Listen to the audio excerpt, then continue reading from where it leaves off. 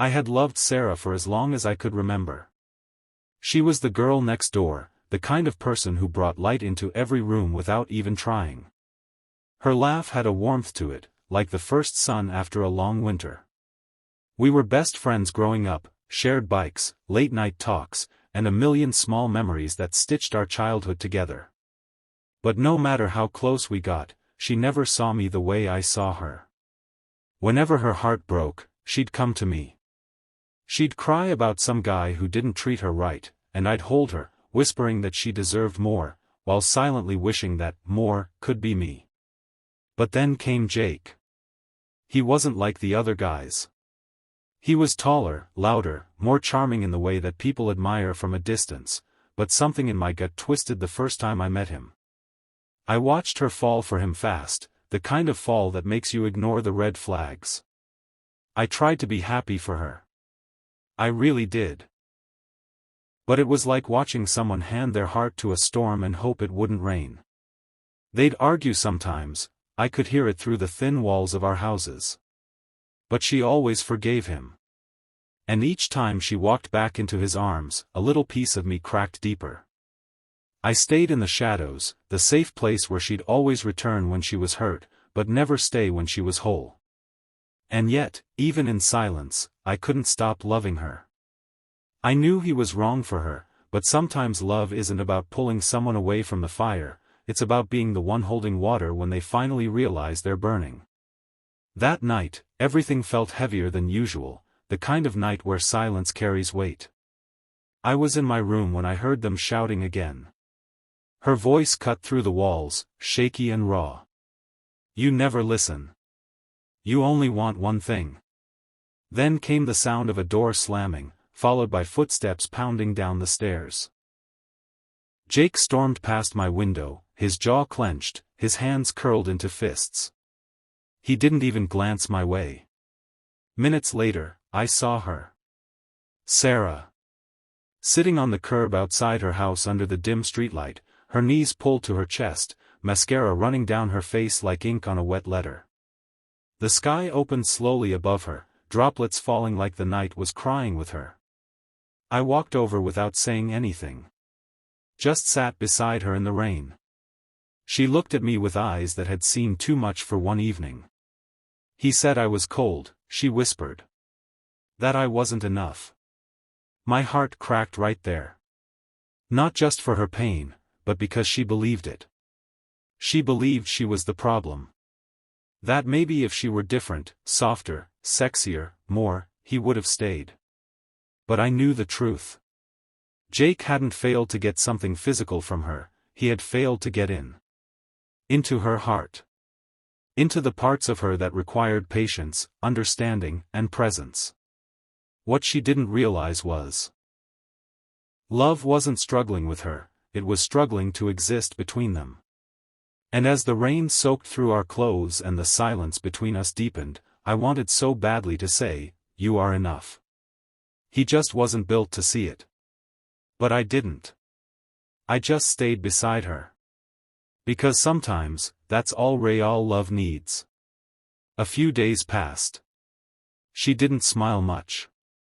The spark in her eyes dimmed, and even her laughter, when it came, felt hollow, like an echo of the girl I once knew. Then one afternoon, as the sun was setting, a car pulled up in front of her house. I didn't need to see the driver to know who it was. Jake stepped out with a sheepish look, a bouquet of flowers in one hand and rehearsed apologies in the other. He looked around like he owned the place but knew he'd already broken it.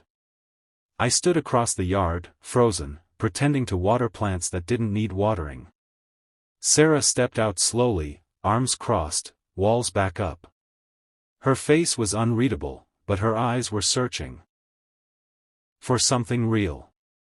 She glanced at me across the lawn, and our eyes locked.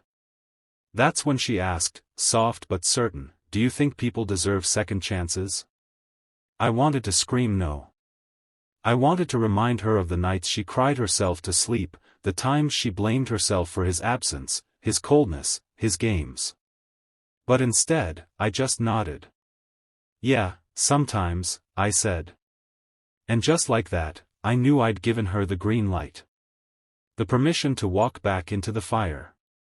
Because sometimes love isn't about protecting someone from pain, it's about letting them choose their path, even when you know it leads through heartbreak. She turned back to Jake. He handed her the flowers, and she let him inside.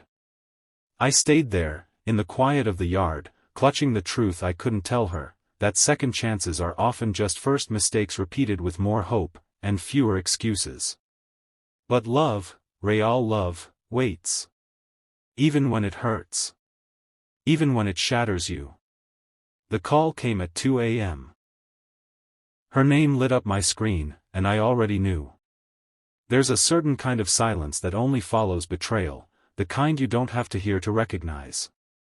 I answered, and all I heard was her breathing, shaky and fragile. He cheated, she finally whispered. Again. I didn't say a word. I just grabbed my keys. When I got there, she was sitting on the curb in the same spot as before, only now the rain was gone, and all that remained was the wreckage. She climbed into the passenger seat without looking at me. No makeup. No explanation. No small talk. Just a girl trying to hold herself together one breath at a time. Back at my place, the world was still. The soft hum of the fridge, the quiet tick of the wall clock, the tea kettle beginning to whistle, everything moved gently, like it knew not to be too loud. I handed her a cup and sat across from her. She wrapped her hands around the warmth like it was the only thing keeping her from breaking into pieces.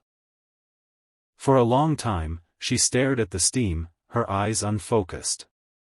Then, so softly I almost missed it, she said, "You always see me, don't you?" I didn't reply. I didn't have to. She looked up at me, not like the friend she'd leaned on all her life, not like the safety net she kept returning to. But like someone seeing me fully for the first time. And in that moment, it hit me, I had been waiting for years to feel like enough. And there she was, breaking, but finally looking at me with the kind of truth you can't fake. That night, something shifted. Not in her. In us. Healing isn't loud. It doesn't announce itself with grand gestures or dramatic moments. It comes slowly, through quiet mornings, shared silences, and small, kind things that ask for nothing in return. After that night, Sarah didn't suddenly fall into my arms. She needed space, and I gave it. She cried sometimes. Other times, she just sat beside me, not saying a word. I never asked her to move on or to love me back. I just stayed. Weeks passed, then months. Her laugh returned, little by little. Not the old laugh, not the bright, naive one, but a softer one, earned through pain. And then one morning, as the sky turned from gray to gold, she knocked on my door holding 2 cups of coffee. We sat on the porch together, wrapped in a quiet only old souls understand. The breeze was gentle, the world still half asleep, and everything felt okay. She handed me a mug, then leaned her head gently on my shoulder. "You never tried to get in," she said softly, "but you were always there." I didn't respond. I just stared out at the sunrise, heart full and still. Because in that one sentence, she had said everything I ever needed to hear. Love doesn't always break down doors or raise its voice. Sometimes, it waits. Silently. Patiently.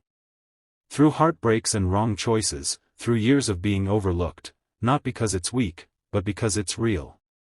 And that morning, with the warmth of her beside me, I realized I had never needed to force my way into her heart.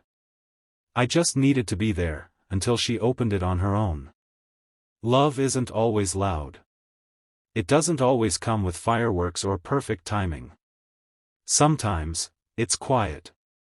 It's the friend who stays after everyone else leaves. The one who listens when the world turns its back. Sarah had to fall, to break, to learn that being loved isn't about being perfect, it's about being seen, even in your mess. Jake was the storm that shook her world.